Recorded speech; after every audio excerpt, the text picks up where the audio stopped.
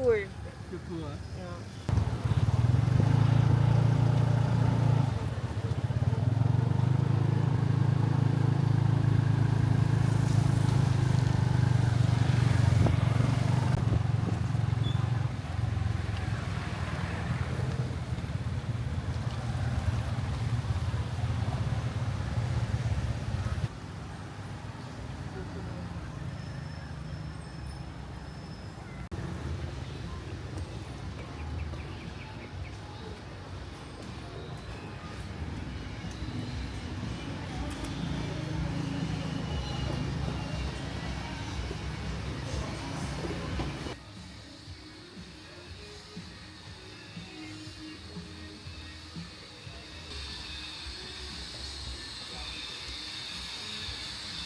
Your room number 323 and your bed number 8. 8 is your bed number. Your room is on the third floor. Yes. And for the key card, you don't need to pay for the receipt, but if you lose it, you will charge $5. The towel and blanket we provide on the bed for you. Yes. And this is the password Wi-Fi, most people. And now,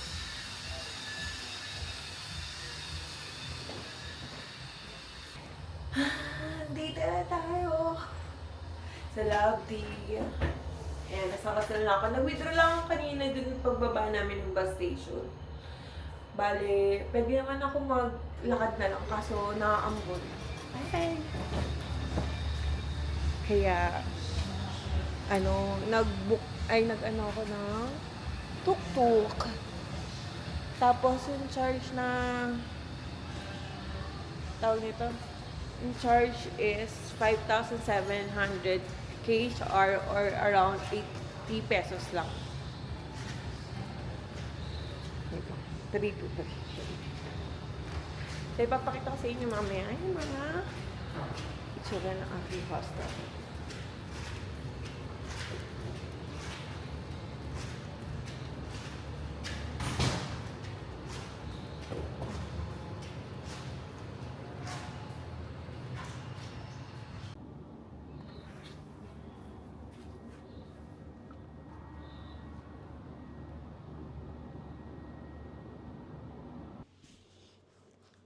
So, hi guys. Finally, dito na tayo sa ating hostel dito sa Siem Reap.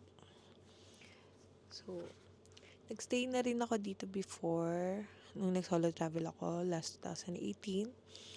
And I must say, kahit sa hostel talaga ako magpunta, lovely ang pinakamaganda for me. As in, may swimming pool to. Upon entrance, makikita mo na yung pool. Plus, yung mga staff talaga dito is very accommodating. Tsaka, alam mo yun, magaling makipag-communicate. Then, may free breakfast na rin to for only 475 per night. Diba? Bale, 2 nights na yung binook ko kasi bukas 11 p.m. pa naman yung tawag nito, yung bus ko going to Ho Chi Minh. Para after nung Angkor Wat is makapag freshen up ako, maligo pa ako, ganyan. Ano ba naman yung 450 lang? Kaysa naman bit-bit mo pa lahat ng gamit mo or i-release mo lang sa baba yung gamit mo, di ba? May iwan mo lang sa reception.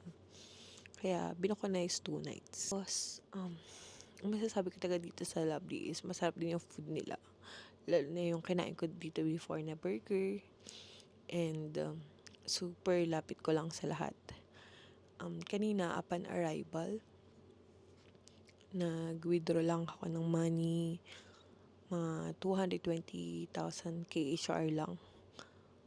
Mga around 3,000 pesos. Tapos yung charge niya is 20,000 KHR, which is like 250 pesos, 270. Yun. Kaya kung mag-withdraw kayo dito is isahan na lang din. Yun lang yung charge na nyo, na mababawas sa inyo. Ayun. After ko mag-withdraw, nagtuktok ako and sisingil nila 100 baht. Tapos, buti na lang na-screenshot ko yung rates sa Grab. Yung rate sa Grab kasi nga pinapakita ko kay Baba na ang mura lang. Like 5,700 KHR lang. So most likely nasa 75 to 80 pesos lang siya. From the binabaan kong bus kanina to my hostel. Pero kung naka-backpack ako, kaya ko siyang lakarin. Kasi nga 10 minutes away lang. Tapos 10 minutes away lang din tong Lovely to Pub Street. Kaya mamayang gabi pupunta tayo dun para makita nyo. Pero hindi tayo mag-i-stay matagal kasi maaga yung aking anchor at tour tomorrow. Sunrise tour ako. Kailangan ko gumising ng 3 a.m. Kasi 4 a.m. yung meet up. Tapos, ano pa ba? Ayun, pwede nyo naman magamit yung Grab app nyo dito. Kasi yung pass app, di ako makapag-login kasi nga kailangan ng number ng SIM card. eSIM lang yung ginamit ko. Tapos wala namang number na nakalagay. At ito pa, hindi gumagana yung internet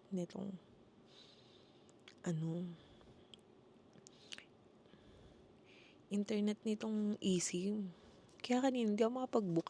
Buti na lang na-screenshot ko magkano. Kundi 100 baht. Baka maglakad talaga ako. Hila-hila yung luggage ko. Kundi lang umuulan eh. Pero ang lapit ka lang talaga dito sa lahat. Kaya gusto ko rin talaga itong Lovely. Ang ganda ng location. Ang ganda nito.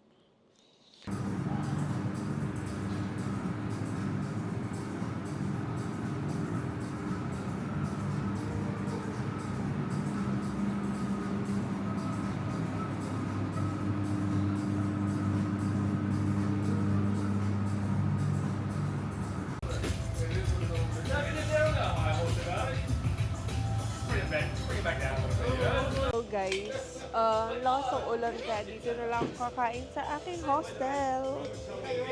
Order ako ng beef burger for $7.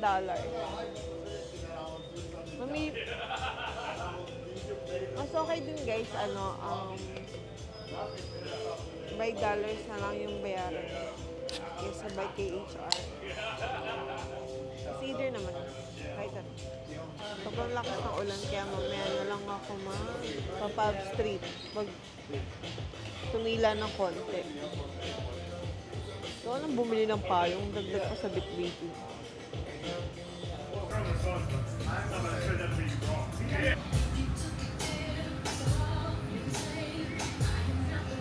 So guys, here's my meal.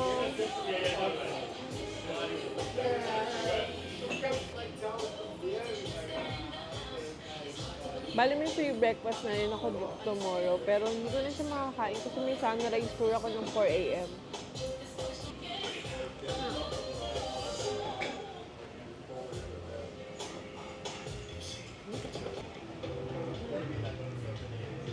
Busin ko lang to, then hanap ko ng raincoat, then Pub Street tayo. Pero sana tumigil na yung ulan, no? So guys, ayan, lalabas pa rin tayo kahit umuulan. Tumataas. Lakas ang ulan. O, diba?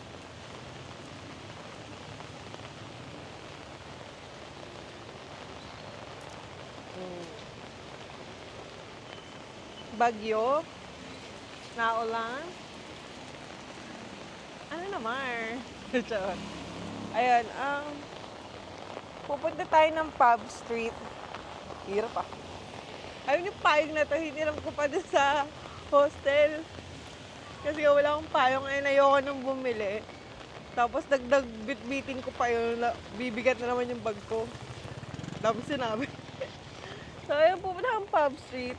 Doon ako lagi talaga kumakain. Sa Pub Street. Kasi nga, malapit lang naman dito and puro mura lang yung food doon. Tapos, minsan, merong parang mga nakabike lang. And, yan. Pwede ka nang bumili ng mga fried noodles, ganyan. Pero ang ganda ngayon, kahit sabi mong umuulan. Ang aesthetic niya. Nakaka-aesthetic siya. Tingnan nyo.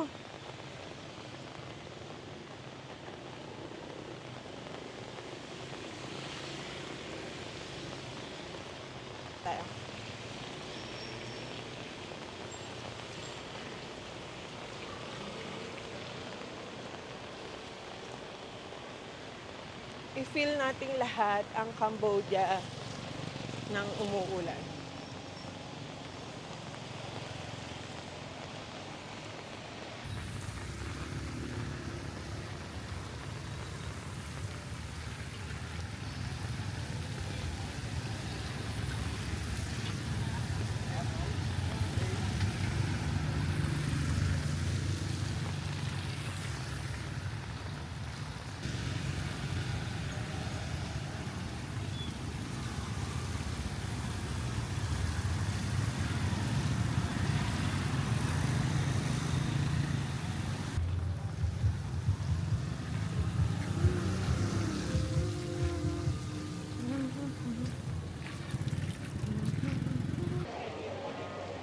So we are now here at the Pat Street. Diba? Pag normal days, sobrang daming tao dito sa paligid. And ang hirap dumaan dito sa gitna. As in.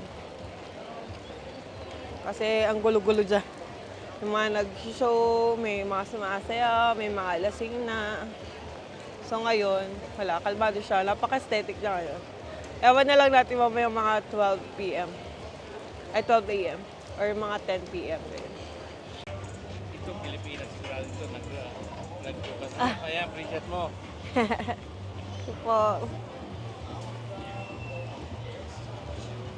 Ayun. Daming tao dito pag normal days and walang ulan. Tsaka mamaya for sure yan, mga lasing na maliligo na lang sa ulan yung mga yan. Then, maingay talaga dito later, which is di na kaya na energy ko. Kaya ngayon, itutur ko na kayo. Tapos guys, di ba sabi sa inyo, ang lapit ko lang dito. Then, ang lapit ko rin sa meet-up. Tomorrow, sa Angkor Wat. Yan na siya. 7-Eleven na yan. Diyan na yung meet-up tomorrow.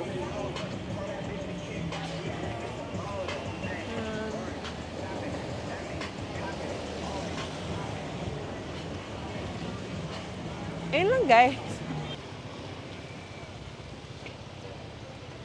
So here's the Riverside Night Market. Tapos, dun sa kanan, dyan sa may puno na yan, dyan lang kami binaba kanina ng bus.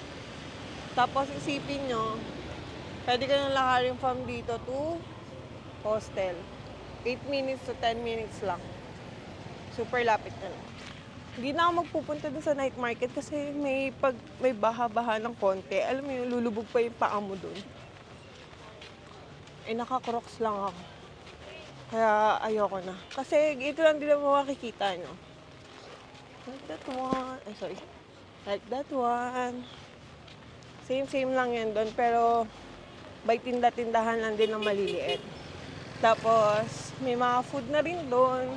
Mga fruit shake. Mga ice cream rolls. Nandun lahat yun. Bukas ko na lang kayo tutur sa iba. Sa mga stores after ng Angkor Wat ko. Medyo maliwanag. May maaraw, tapos wala akong dalang payo. Feeling ko talaga bukas maganda na yung panahon. Ngayon lang to. Pinakita lang sa atin ang aesthetic ng Cambodia pagka naulan.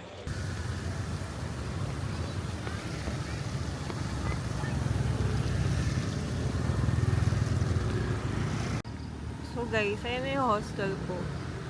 Then, dawa na tayo dito sa supermarket. As in, katapat na lang.